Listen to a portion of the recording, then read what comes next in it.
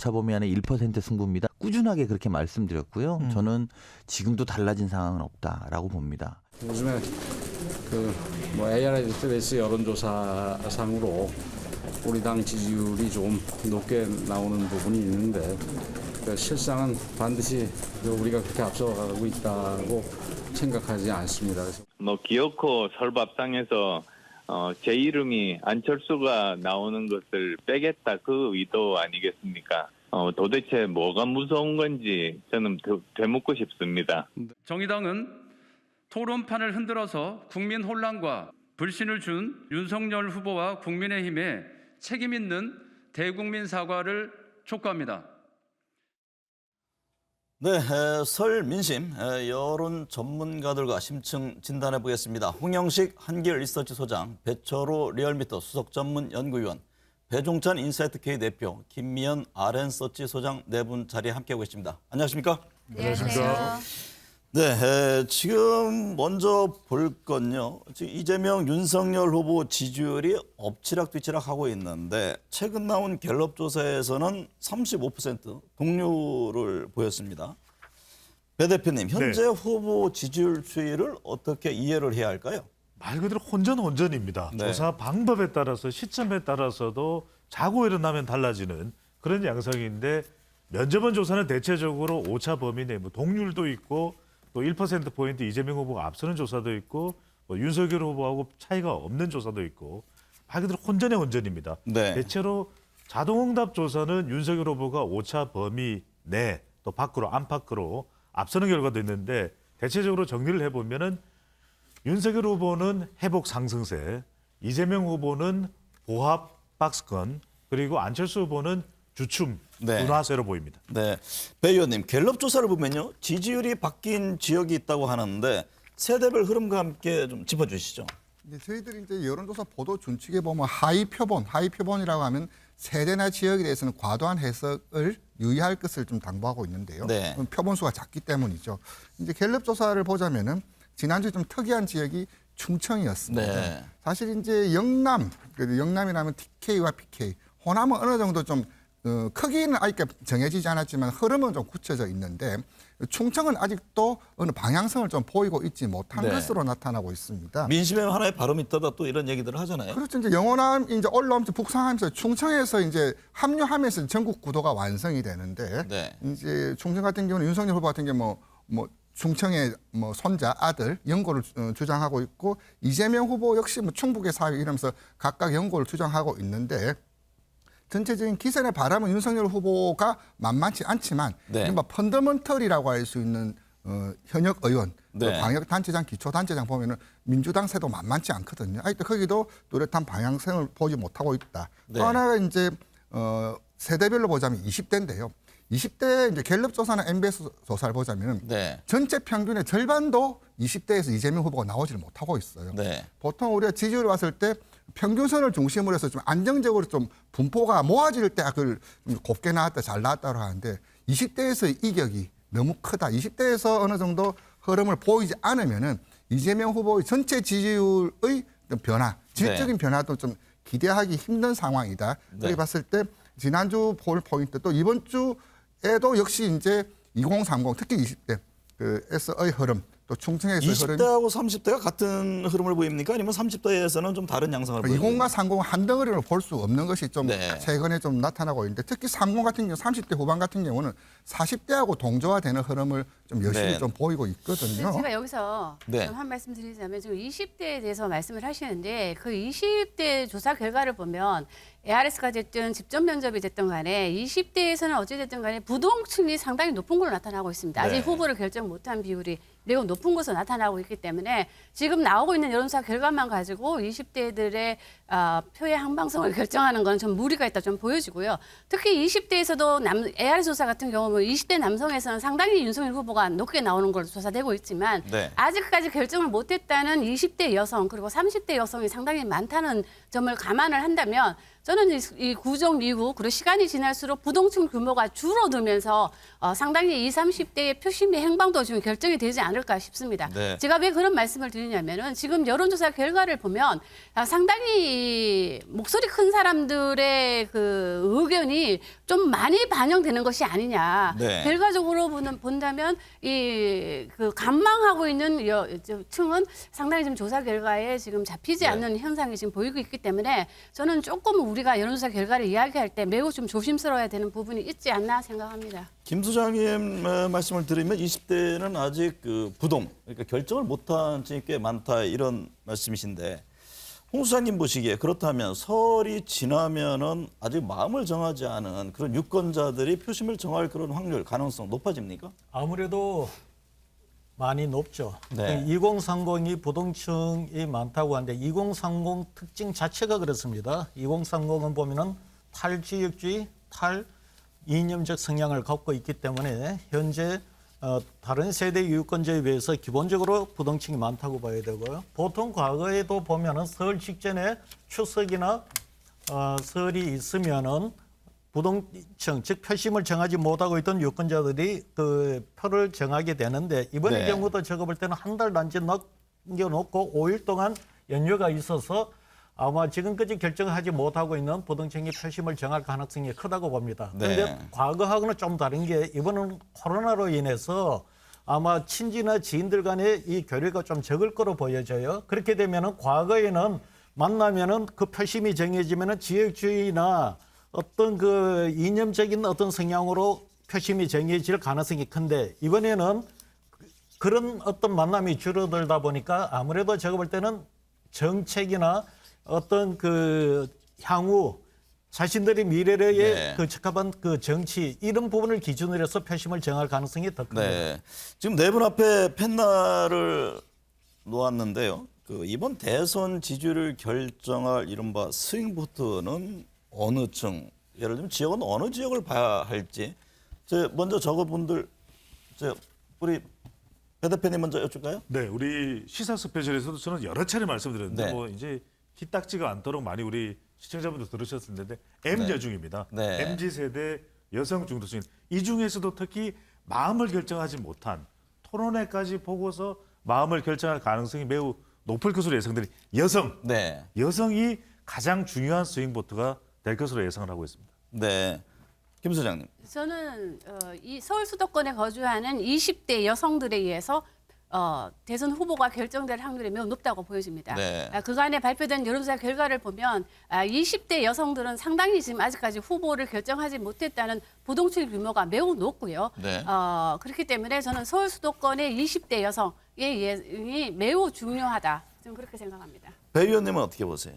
저는 20대 서울 자영업자를 뽑았습니다. 네. 이게 뭐 20대 이야기는 앞에 뭐 많이 나오셨기 때문에 뭐 따로 언급지는 않겠지만은 네. 다들 보면 네거티브 이슈 뭐 토론도 있지만은 지금 상황에서 가장 간과하고 있는 건 뭐냐면 코로나 상황입니다. 아, 네. 그래서 결국 이번 선거는 코로나 선거라고 좀 보여지는데 코로나가 이렇게 확산이 될수록 가장 영향을 많이 받는 층이 대면업종 자영업자층이거든요. 네. 또 과거와는 달리 이분들이 이제 방향성을 곧 결정할 텐데 네. 과연 이게 코로나 상황 대응에 따라서 자칫 한쪽으로 급속히 쏠릴 개연성도 있습니다. 네. 그랬을 때 20대 서울 자영업자 이렇게 좀 잡아봤습니다. 네. 홍 소장님은 앞에 어떻게 적으셨습니까? 저는 이렇게 적었는데요.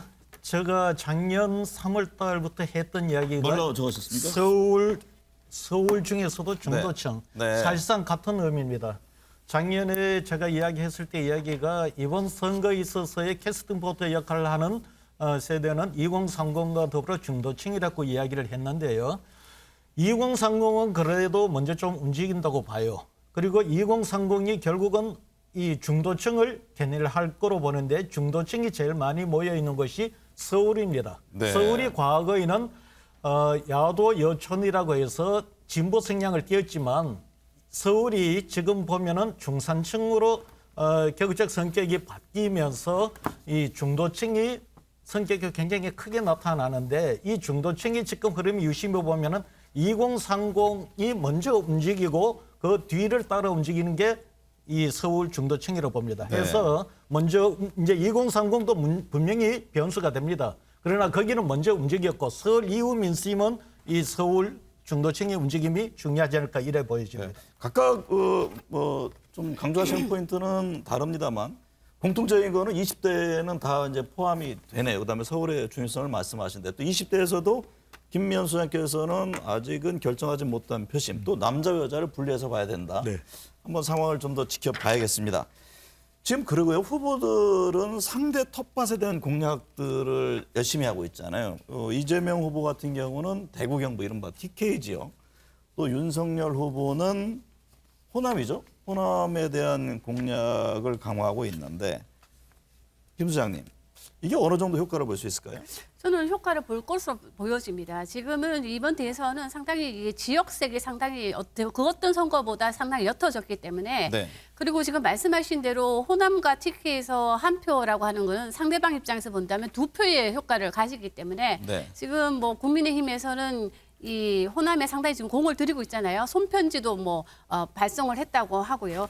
반면에 이제 이재명 후보는 대구 경북 출신으로서 대구 경북의 대권 주자로서의 본인의 위상을 지금 상당히 강조를 하고 있는데 아직까지 여론조사 결과를 본다면 호남에서는 약간의 윤석열 후보가 지금 효과를 보는 것처럼 나타나고는 있지만 네. 영남 TK에서는 아직까지 이재명 후보에 대해서는 정통적인 보수층이다 보니까 아직까지는 흐름상을 본다면 이재명 후보가 원하는 만큼의 표는 지금 결과는 나오고 있지 않는 걸로 보여지고는 있지만 네. 저는 상당히 이번 대선은 우리가 생각지도 못했던 여러 가지 변수가 지금 있기 때문에 저는 이것도 좀 지켜봐야 되지 않을까 싶습니다. 배철호 의원님, 이재명 후보가 연휴 기간 그 보수 텃밭 대구 경북 간다는 거 아닙니까? 이제 방금 이런 일환으로 이해가 되는데 과거 민주당 후보와는 좀 다를 것이다. 왜냐하면 고향이 안동이기 때문에 이런 해석을 하는 분들이 있고 또 반면에는 그래도 보수 표심이 얼마나 움직이겠느냐 양분되는데 어떤 전망을 하고 계세요? 지금까지 이제 민주당이 3번 정권을 잡았을 때 김대중 대통령 빼고 네.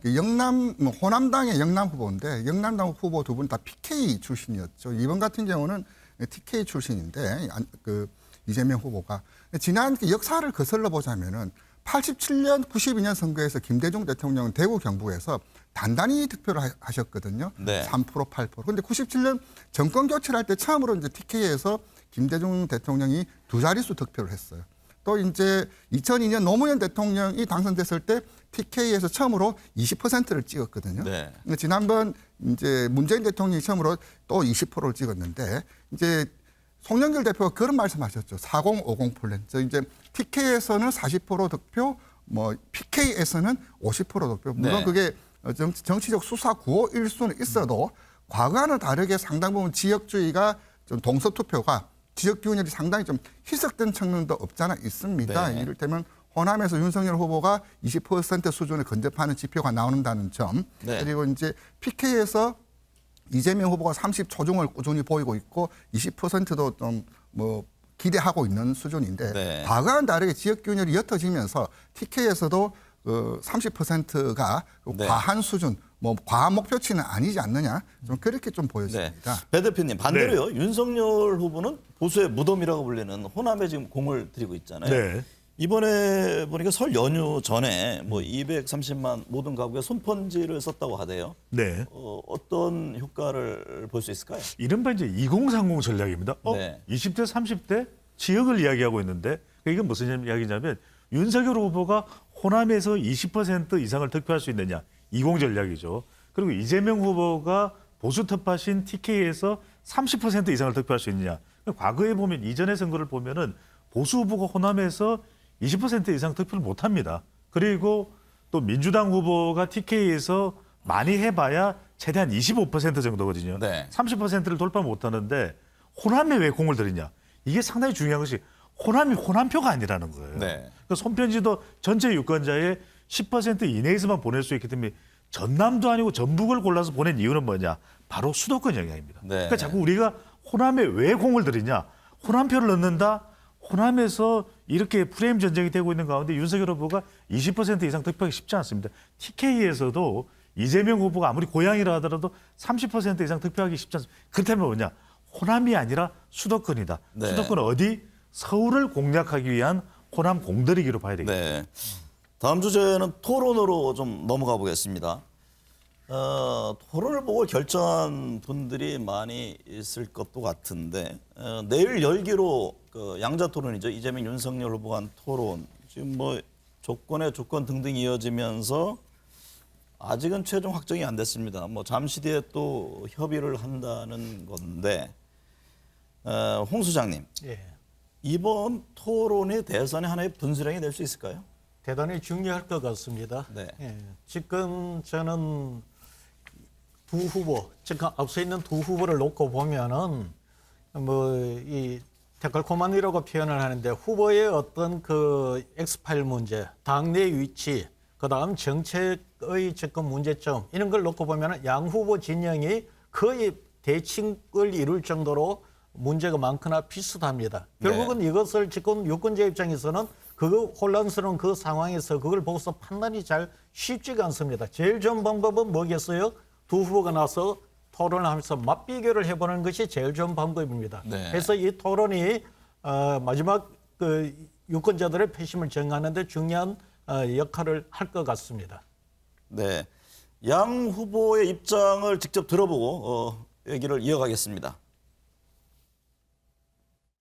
국정 전반을 다뤄야 돼요. 근데 주제 없이 하자라고 하면은 사실 각자 자기가 하고 싶은 분야 또는 각자 상대방이 약하다고 생각하는 분야만 하겠죠. 그러면 국정 전반을 다루기가 좀 어렵습니다. 대장동, 또 성남 FC 같은 이런 것들이 시간이 아주 적기 때문에 이런 국민의 요구에 대해서 검증할 시간을 축소하려는 의도를 민주당이 보인 것 같습니다. 배 대표님 얘기를 들어보면요, 국민의힘 이제 주제 없이 토론하자. 네. 뭐 이제 어떻게 보면 의도는 공격, 의혹에 대한 집중으로 이해가 되고요. 네. 민주당은 주제를 나눠서 하자. 이거는 하나 이제 다양한 정책 토론이 들어가야 된다. 그런 입장으로 이해가 되는데 이게 어느 쪽의 논리가 맞는 겁니까? 그 어느 쪽에 맞다고 보기는 어려울 것 같아요. 네. 각자 전략인 거죠. 그런데 우리가 이전에 대통령 선거에서의 TV 토론을 보면 주제는 정해집니다. 그리고 검증도 합니다. 근데 여기서 핵심적인 건 뭐냐면 윤석열 후보는 대장동 리스크를 노려서 검증을 하고 싶을 테고 이재명 후보는 더 쫓아가고 지지율을 만회하기 위해서 정책을 원할 텐데 두 가지를 다 할 수밖에 없습니다. 그렇다면 중요한 게 핵심은 검증을 먼저 하느냐 정책을 먼저 하느냐. 검증을 먼저 하면 거의 뭐 토론회가 파장 분위기로 갈 겁니다. 그래서 네. 정책을 먼저 해야 됩니다. 선정책 후 검증을 해서 정책 이야기를 충분히 하고 난 다음에 시간도 2시간이 아니라 한 3시간 정도 지금 양자 토론도 있고 사자 토론도 할 예정이기 때문에 양자 토론에서도 한 3시간 정도 충분히 해서 선정책 1시간 반 내지 1시간 한 45분 가량 하고 그 이유를 충분하게 또 검증할 수 있도록 배려하는 것이 유권자를 위한 최선의 선택으로 보입니다. 홍 소장님께서 보시기에는요, 지금 양 후보가 토론을 임하는 입장 자세는 분명히 다를 겁니다. 어떤 점을 주안점으로 지금 염두에 두고 갈등을 겪고 있다고 보세요? 근데 제가 이 양진영이 토론 방식을 놓고 협상하는 것을 보면은 과연 토론을 하려고 하는 건지 네. 토론은 안 하려고 하는 빌미를 찾는 건지 뭐 정쟁이 우선이고 정책이 우선이냐 그 논쟁 사실 우리 토론할 때 보세요. 그 구분이 어디에 있습니까? 네. 가보면은 정책한다고 해놓고 정쟁하고 정쟁한다고 해놓고 정책을 이야기할 수도 있습니다. 그런데 지금 보면은 지나치게 형식을 갖고서 지금 이렇게 이야기를 하는 것은 네. 실질적으로 정책 토론을 하려고 하는 적극적인 자세보다는 어떤 형태로든 이 토론을 좀 늦추거나 그렇게 하려고 하는 의도가 있지 않는가. 이 정책 그냥 정책이든 정쟁이든 토론을 굉장히 정략적 시각에서 본다. 지금 이것은 그보다도 유권자에 대해서 자기 5년을 이끌어갈 대통령을 뽑는 그런 차원에도 검증이라는 차원에도 임해줘야 되는데 네. 이상한 방향으로 지금 협상이 진행되고 있다 이렇게 보여져요. 네. 배철 의원님은 지금 토론을 둘러싼 논란 어떻게 보세요? 어느 쪽이 더 유불리하기 때문에 저런 공방을 벌이는 거지? 말씀대로 정말 안 하기 위한 것인지. 저도 좀 답답합니다. 이렇게 홍 소장님 잘 찌게 주셨는데 뭐 그 당사자들의 어떤 이해와 네. 셈법 득실은 있겠지만 국민들 입장에서는 좀 답답할 나름이거든요. 좀 빨리 좀 알고 싶다. 또 두 분의 차이가 뭔지를 알고 싶은데 저는 여기서 뭐 역사성 일화를 들자면은 97년도에 이제 텔레비전 토론이 처음으로 이제 도입되고 본격화되었었는데 네. 그때 한국논단이라는 우파 매체에서 사상 검증 토론회라는 행사가 있어요. 네. 그때 이제 김대중 대통령이 이제 초청되어서 나갔었는데 그때 무슨 말 질문자가 무슨 말이냐면 김정일 위원장이 김대중 후보를 제일 좋아한다는 말이 있던데 어떻게 생각하냐. 사실 김대중 후보 입장에서는 상당히 좀 황당한 질문이었지만 또 그게 마다하지 않고 나섰거든요. 근데 지금 이제 보면은 양 후보들의 동선을 보면은 이거 우리 우호적인 단체가 아닌데 가지 말아야 됩니다. 네. 그렇게 동선이 이제 급히 이제 턴된 경우도 있었거든요. 좀 문제는 이제 그분들의 어떤 셈법과 덕실은 있을지 몰라도 국민들은 또 직접적인 이야기를 좀 비교한 이야기를 좀 듣고 싶어 한다. 네. 빨리 토론회를 형식이나 주제 일시를 다툴 일이 아니라 빨리 좀 열었으면 네. 좋겠다. 그 말씀 좀 첨언합니다. 김 부장님, 이게 토론이라는 게 말이죠.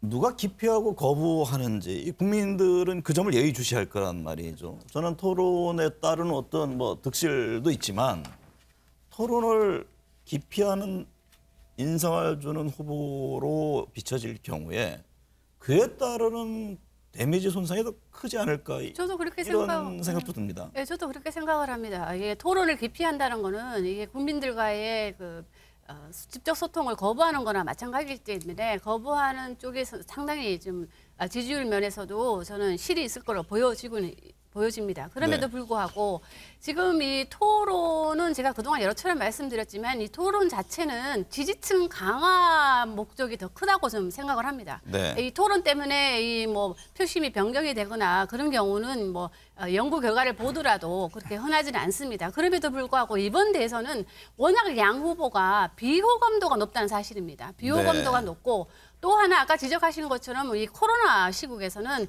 이 직접적인 선거 운동이 매우 지금 불가능한 상황이기 때문에 그나마 국민들이 양 후보를 비교해 볼 수 있는 기회는 이 토론밖에 없기 때문에 이 양자 토론에 대해서 특히 이 구정에 벌어지는 이 양자 토론에 대해서 국민들이 상당히 기대를 하고 있는데 그럼에도 불구하고 이 양자 토론이 지금 중계는 안 돼, 생중계는 지금 안 된다는 거 아닙니까? 네. 그런 관점에서 본다면 저는 이번이 생중계가 되지 않고 녹화 중계가 된다면 그다지 양 후보가 원하는 그런 득과 실은 좀 힘들지 않을까 그런 생각을 좀 해봅니다. 네.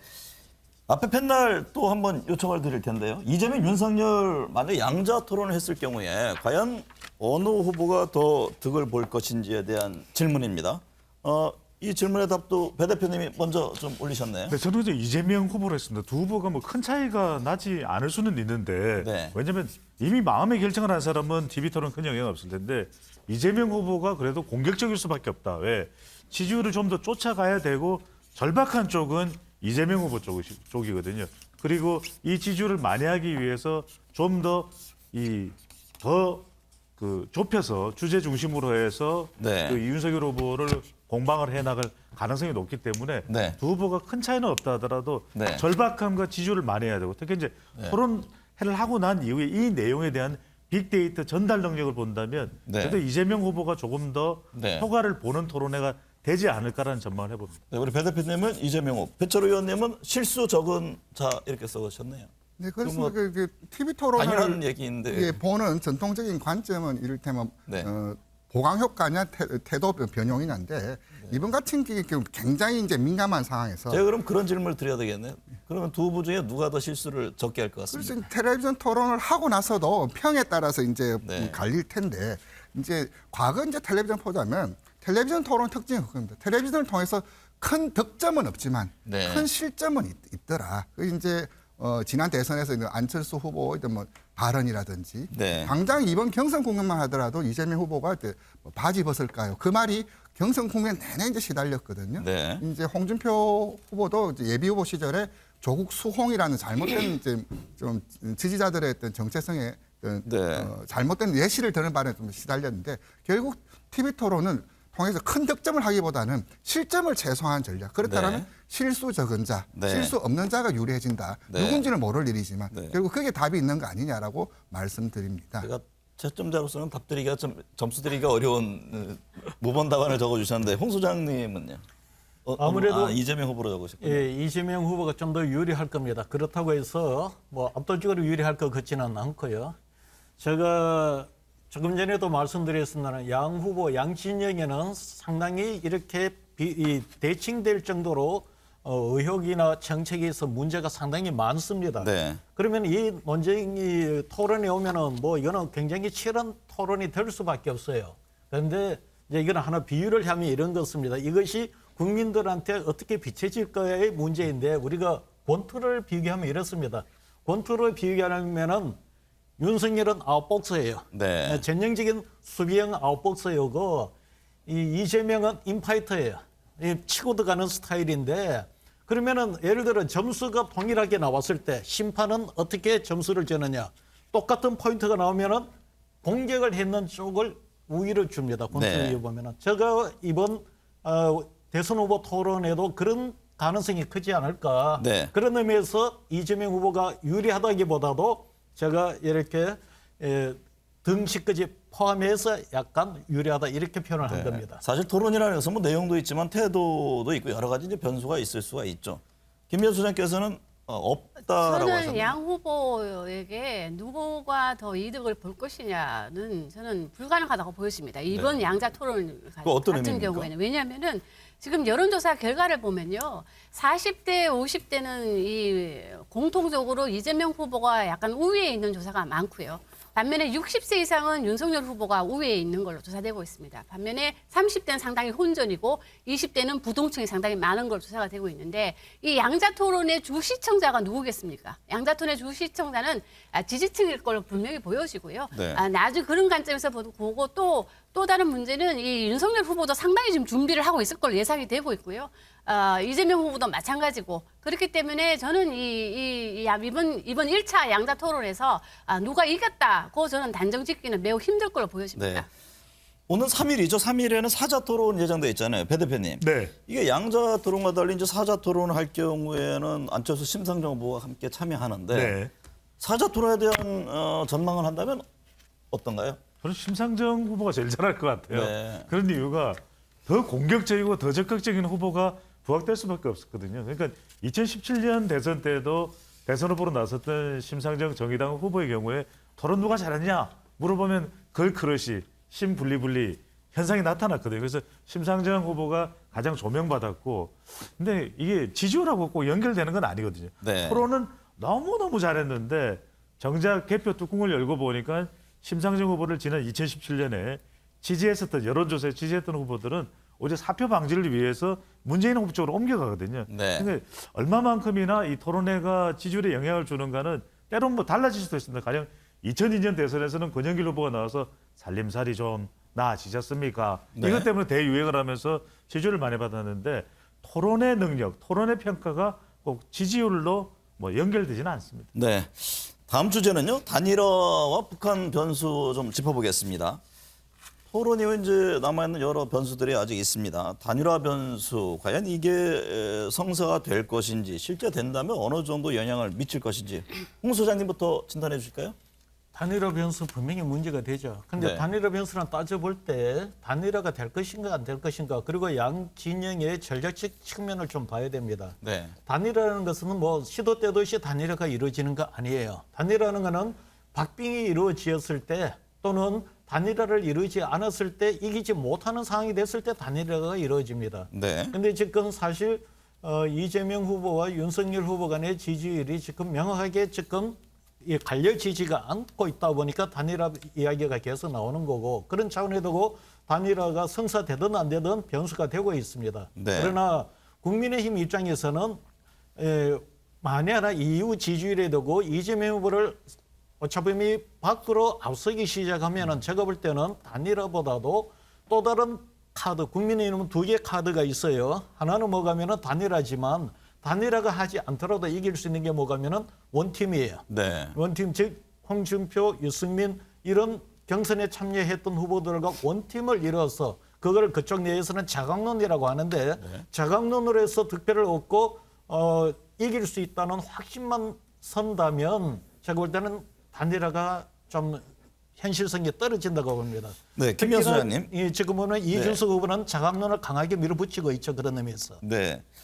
한때 상승세를 타던 안철수 국민의당 후보 지지율 17%까지 갔다가 뭐 15% 지금 주춤한 상황인데 방금 그 홍 수장님 말씀대로 과연 단일화가 안 됐을 때도 승리를 담보할 수 있느냐 이건 또 다른 문제 이견들이 있지 않습니까? 안 후보와의 단일화는 지금 상황에서는 물 건너간 겁니까? 아니면 가능성이 남아 있는 겁니까?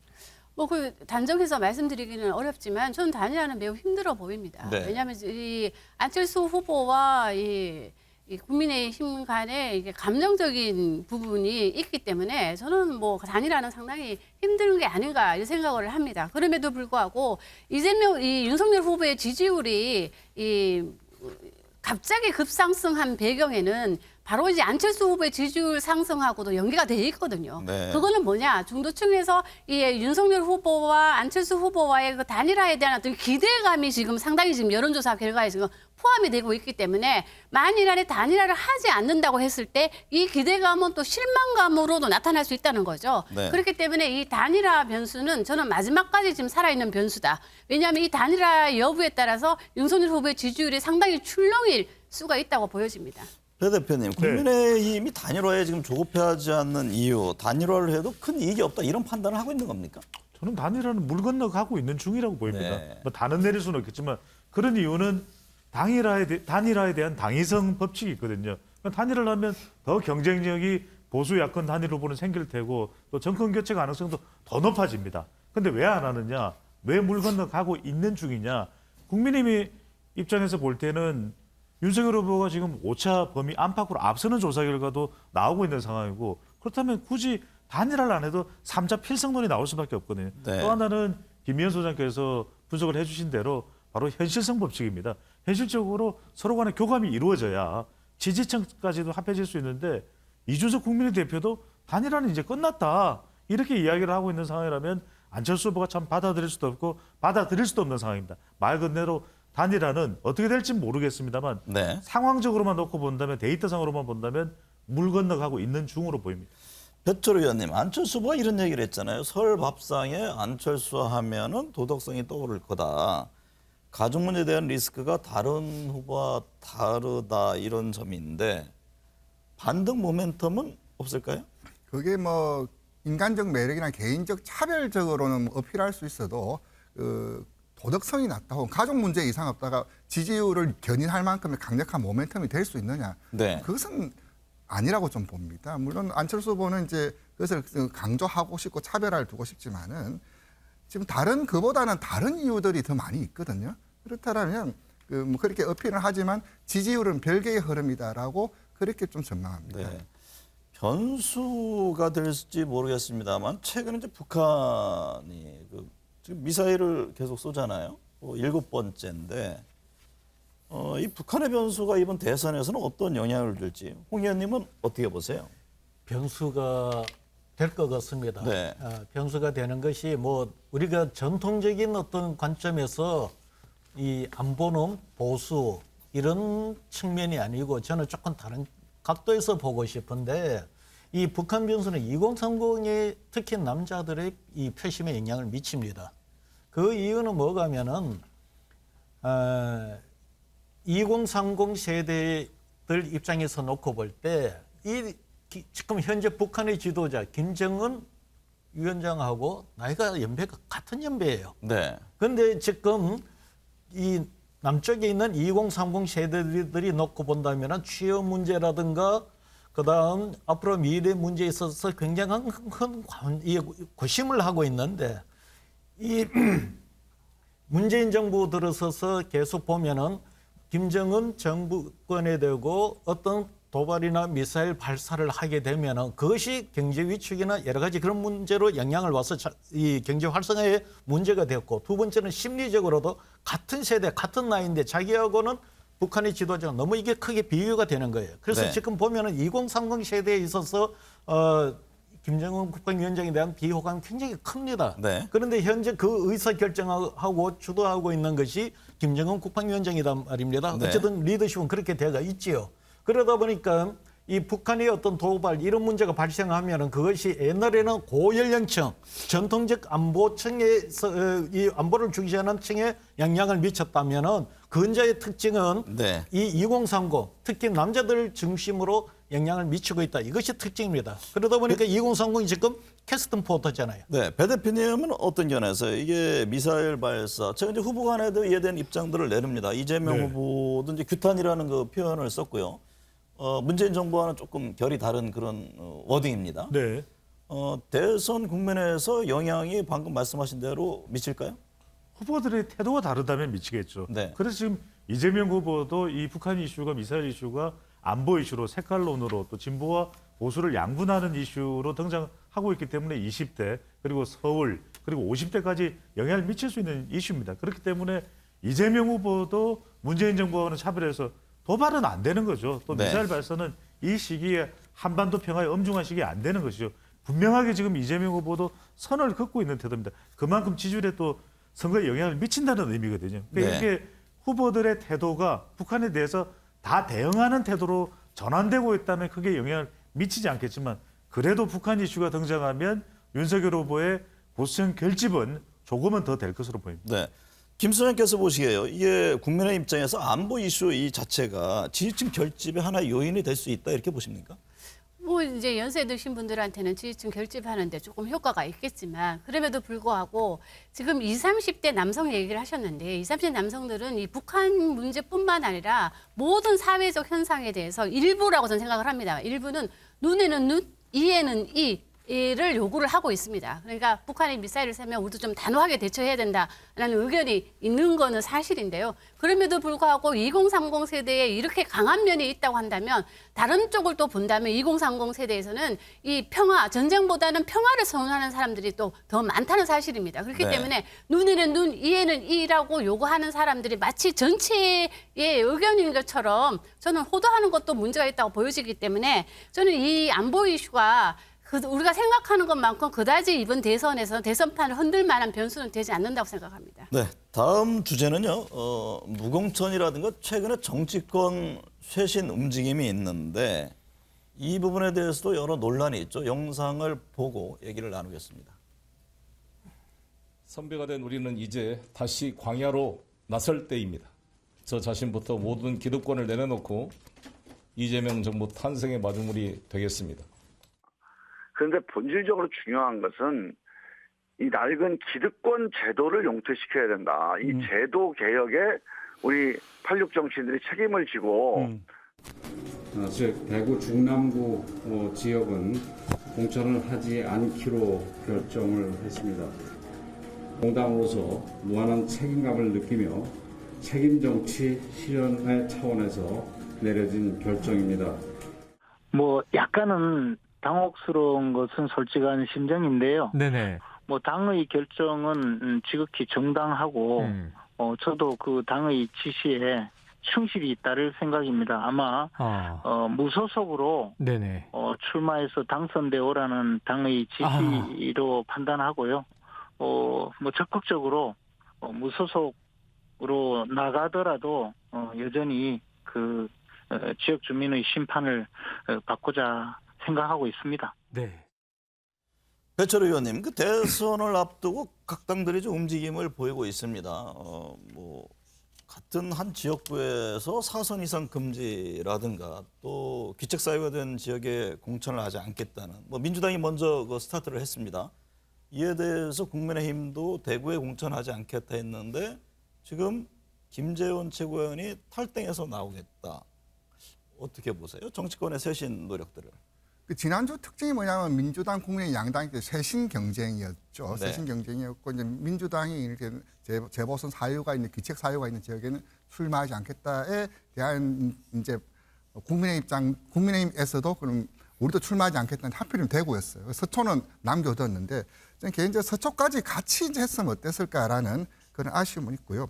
김재원 최고위원께서 당혹스럽다라고 하셨는데 네. 그것을 듣는 국민들이 오히려 더 당혹스러워하지 않을까 싶은데요. 네. 이렇게 좀 저분 같은 경우는 지금 당 최고위원이시고 지금 대선 국면에서 이렇게 적극적으로 이제 당을 끌고 가야 될 분이 자기 이제 개인의 어떤 진로, 정치적 진로로 이렇게 당적을 뗐다 붙였다 가야 되는 게 과연 이 쇄신에 있던 취지에 맞냐? 뭐 당 지도부나 몇몇은 쇄신을 한다라면은 그것을 따라줄 때 그 쇄신의 진정성이라든지 평가의 크기가 달라질 텐데. 네. 86 용태론도 마찬가지. 이를테면 송영길 대표 불출마에 우상호 의원이 하답했지만 그 이외에 다른 분들은 반응이 없거든요. 네. 일단 그것은 그냥 구두선으로 던진 말이 거칠 것이 아니라 실제 좀 실효력을 가지려면 다른 분들이 동참하고 따라줄 때 그 크기가 한정돼질 텐데 양진영 다 모두 카드는 던졌지만은 그 후속타가 좀 불발 내지는 좀 미진한 거 아니냐. 네. 그렇게 좀 보여집니다. 배종찬 대표님, 네. 방금 말씀하신 대로 이게 무늬만 쇄신일 경우에 오히려 양 후보 지지율에 더 악영을 미치지 않을까요? 그러니까요. 부작용이 될 수밖에 없고요. 가장 중요한 것은 지금 움직여야 되는 유권자층은 MZ세대 여성 중도층입니다. 이들마저도 지금 쉽게 바뀌지 않고 있는 상황이라면 구두선에 거치는 것, 형식성 가지고는 안 됩니다. 네. 더 중요한 건 실천성. 실천성은 더 많은 사람들이 함께 일어나야 되는 것이죠. 또 하나 마지막으로 중요한 건 뭐냐면 진정성입니다. 이럴 때 겨우 마음을 조금이라도 움직일 수 있다는 건 선거 결과와 상관없이 대선 결과와 상관없이 우리의 계획은 그대로 추진된다. 이 약속을 대거 모두가 파격적으로 할 때에야 여론이 그나마 유권자들이 움직일 수가 있는 것이죠. 네. 원팀을 구성하는 문제 앞서 말씀하셨잖아요. 홍 소장님께서. 홍준표 의원이 선대본부 합류 결정을 했습니다. 2030에서 지지를 받았는데 이번 홍 의원의 합류가 전체 표심에 윤 후보 입장에서 긍정적인 영향을 줄까요? 아니면 또 다른 뭐 변수가 생길까요? 제가 볼 때는 사실 홍준표 전 후보가 이제 합류한 거는 사실 여론에 많이 반영이 되어가 있습니다. 네. 이미 선 반영이 되어가 있고요.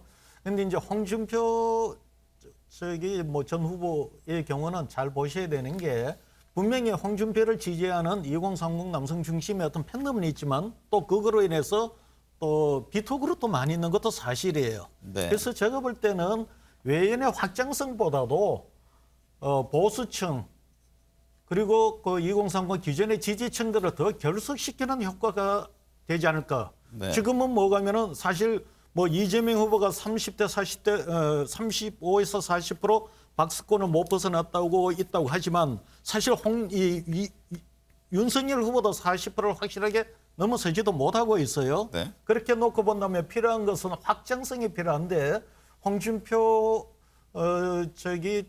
전 후보의 합류가 확장성에는 지금 생각하는 것만큼 그렇게 크게 작용하지 않을 것 같다 이렇게 봅니다. 네.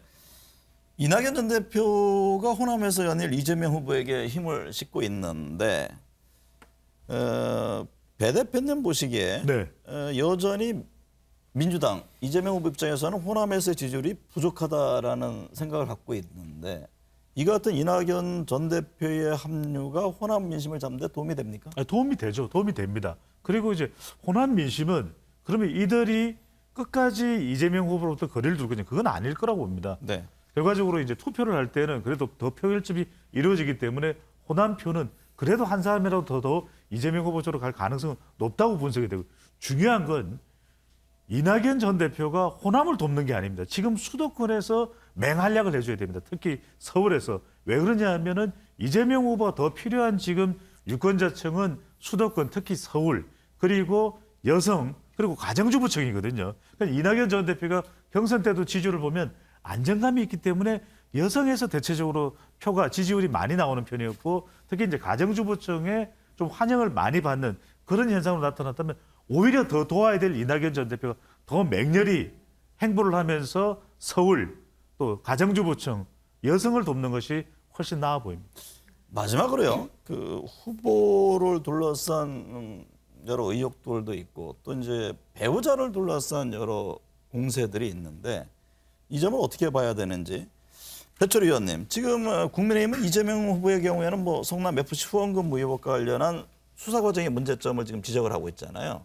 또 반면에 또 민주당 입장에서는 윤석열 후보 배우자의 뭐 무속 관련된 여러 이제 논점들을 제기하고 있는데 이 상황들이 지지율에 어느 정도 영향을 준다고 보세요? 서로가 이제 제기할 때는 이제 지지율에 영향을 주고자 한 그런 목적에서 제기를 했었는데 이를테면은 이제 이재명 후보가 지난주에 이제 네거티브 하지 말자 네. 그렇게 제안을 하셨는데 일단 네거티브와 좀 검증은 다릅니다. 이를테면 검증이라면 이제 그 사실관계에 기반한 정황 문제 제기를 이야기함이고 네거티브라 하면은 이제 되어서는 안 된다라는 그런 이유인데 네. 문제는 이제 그런 것들이 이제 과도하게 이제 몰리고 있으면서 국민적 피로와 염증 이것도 상당히 덩달아서 높아진 상태거든요. 이제 네. 국민들은 지금 듣고 싶어하는 것은 그것은 그것대로 두되 과연 지금 코로나 상황에서 국가는 정치는 그리고 우리 사회는 어떻게 가야 될 것인가. 정책에 대한 정책을 좀 갈구가 이제 크다는 갈등도 말씀입니다. 그만큼 커져 있는데 그렇게